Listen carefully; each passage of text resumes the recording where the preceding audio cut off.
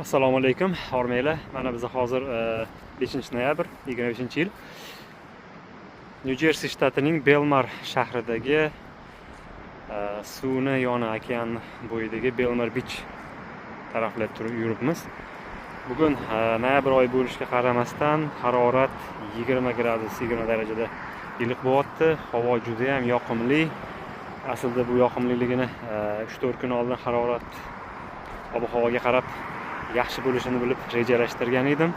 Mana shu joyga bugun mana asr paytlarida yetib keldim. Alhamdulillah. Havo juda ham yaxshi.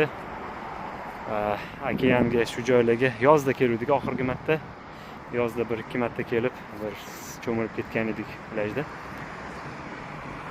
Havo zo'r, odamlar kam, bo'durk, tep-tekis, chiroyli qilib qo'yilgan hammasi.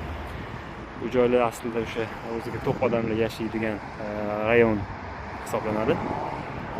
Juda ham bir toza, hamma yoq toza. Hech bir akurka yo'q, hattoki bir baklashga yotmaydi yerda. Yoki bir mojitoni, bir Pepsi, Coca-Cola'ni ichishlari yotmaydi. Hamma yoq top-toza, hamma yoq chiroyli. Bunaqa toza joylarga keyin o'zi ko'rganingizdan keyin narsa tashlashga ham odam uyaladi aslida. Shu havo bilan, shu manzara bilan, shu bir chiroyli bir go'zallik, Allohning bir ne'mati bilan bo'lishib qo'yish uchun shu videoni tayyorladim.